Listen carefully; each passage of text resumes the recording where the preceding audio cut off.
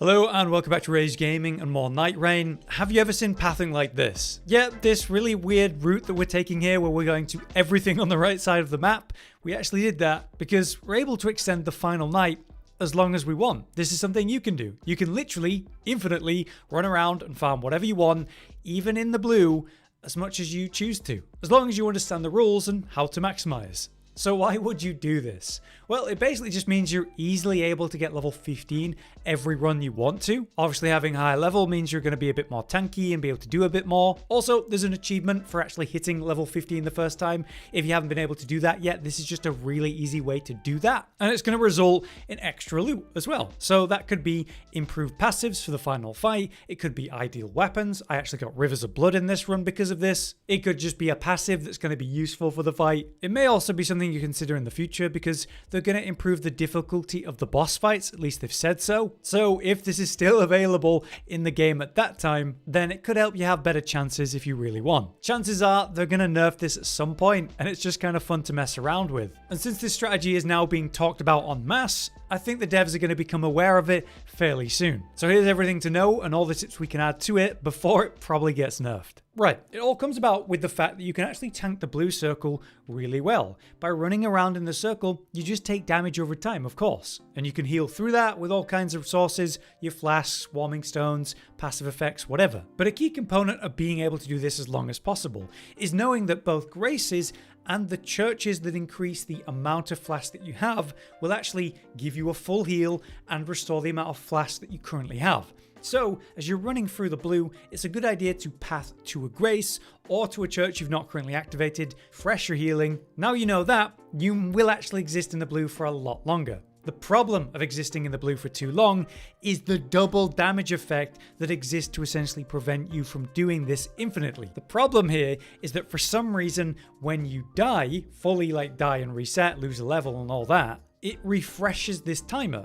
So as soon as you come back, you're able to run into the blue and tank normal damage again, instead of immediately start taking that double damage. In fact, you can extend this effect even further. If you come back into the circle from being in the blue, from having that double damage, it essentially refreshes it so you can go back into the blue, no longer taking that double damage, able to tank it for ages again. So with these basic rules in place, we were able to just run around in the blue for quite literally half an hour, as long as we wanted, clearing as much as we want, which is kind of ridiculous. With this setup, if you really wanted, you could clear about half the map, no problem. How long can you exist in the blue before you start getting that double damage effect? On average, it's about 2 minutes. Looking at my footage and watching this back, basically I would enter the circle, say at 8 seconds, and then at about 2 minutes, I would start taking that double damage.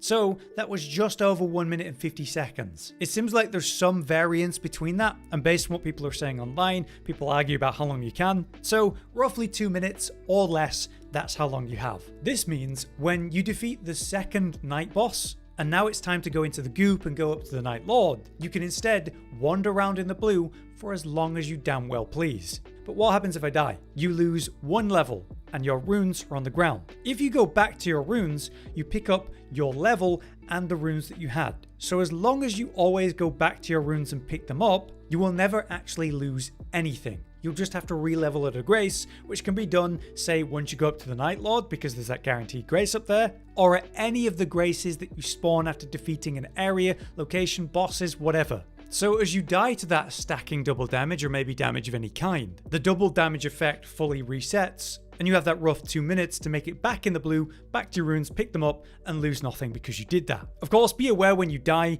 the runes will go on the ground unless a small enemy comes near and claims them. If that's the case, you'll have to defeat the small enemy that's got the glowing golden eyes to get them back. But the helpful thing about that is if your teammate does it for you instead, you get your runes back.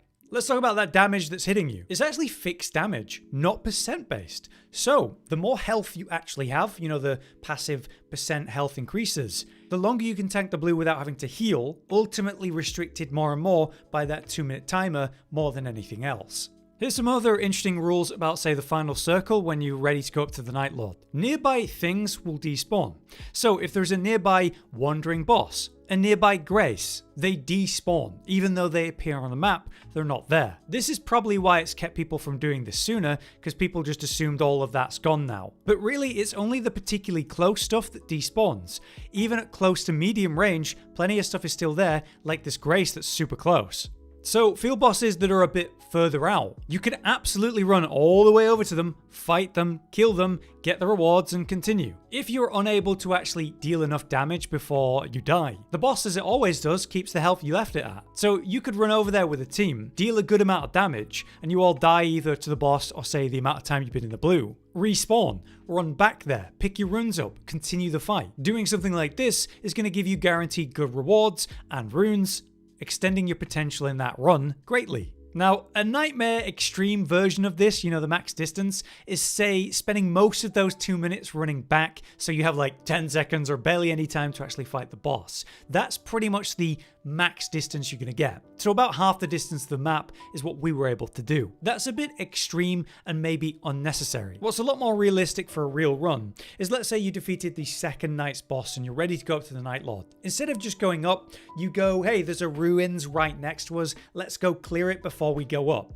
We'll have some more runes. I'll get an extra level. Maybe a passive will be relevant. It's not that hard. It doesn't take that long. If you wanted to go a bit further, you could say, here are the 4 close objective to us. Let's go do them and we'll get 2 levels out of this and multiple passives and maybe some useful drops. Or the runes that you might want to actually purchase stuff once you're up there at the merchant. We did this in a pretty extreme case just to show what's ridiculously possible, because the timer is truly infinite when you're down here. There are some useful things to know about this though. Certain Nightfarers are going to be better at this than others. Like say, Executor, you have the wolf form, which is a full heal no matter what health you're currently at, and it doubles your health. So I have a ridiculous health bar while in the circle, and it has incredible movement speed because you can do dash jump over and over for ridiculous movement potential. Another example of great movement would be Wilder, because he has great health, but he also has the claw shot. If you use this and then jump during the animation, you get to double the distance of it. And you've got relics that give you a second charge on the skill, so you're able to use like 3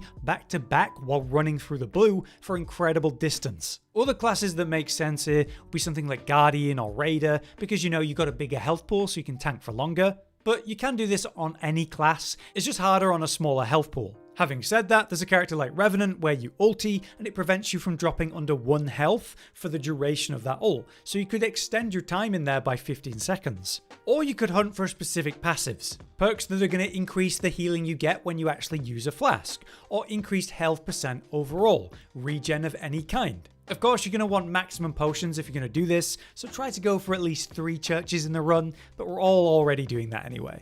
You can also use the hawks, the trees, to, do a flying route across. You just want to be careful because you can't heal while you're flying, so you definitely want to make sure you drop down and heal before too long. We also like to use the spirit springs, the jump boosts, for great paths and moving at much greater distances. And try to path through any graces on the way to, refresh our flasks. Be aware that shifting earths will be affected by this. The Rotten Woods is probably the worst one of the lot because the bosses that are near the final circle should all despawn and kind of waste that potential, but other ones could have a lot of potential in them if the layout works out for you. The final zone is always going to be near or in the shifting earth, so that's something to be thinking about. In terms of warnings for you guys, just be aware that you definitely want to make sure you get your runes back before you go down. If you die that second time without reclaiming them, you're going to waste your potential here. So definitely don't push the distance too far, experiment in a reasonable way. At very least, the 4 nearest locations to you in a sort of circle are easily doable. And we were able to extend that by double or triple the distance by beelining it, dying, making progress on a boss, resetting, and doing it again and again. So the potential is pretty extreme, but if you keep it simple, there's not really much issue. So yes, it's quite the silly strat, but obviously a very effective one, and if you just use it in a minimal way to get yourself an extra level before you go up to the Night Lord, maybe a couple extra passives, it's really not that big of a deal or hard to do at all. Going the extreme distances and hunting the wandering bosses that are out in the blue is obviously a bit silly, but doable. It's up to you how much you want to do this. But I am pretty convinced once they're fully aware of it, it will get nerfed. But until then, we can make use of this. But if you have any extra tips to make this even better, let us know in the comments. We'll have to see how long this silly strat lasts. Until next time then, I've been Hollow, you've been you. Thanks for watching. Josh, Cotton, and Hollow with the videos, dropping the humor like a hammer on your tippy toes, bringing entertainment on a daily arrangement to take our insanity and turn it into entertainment. Yes, I said entertainment twice, to reiterate that it is nice to look into your faces on a mostly daily basis when you let us in your homes to make the whole world a stage. Goodbye.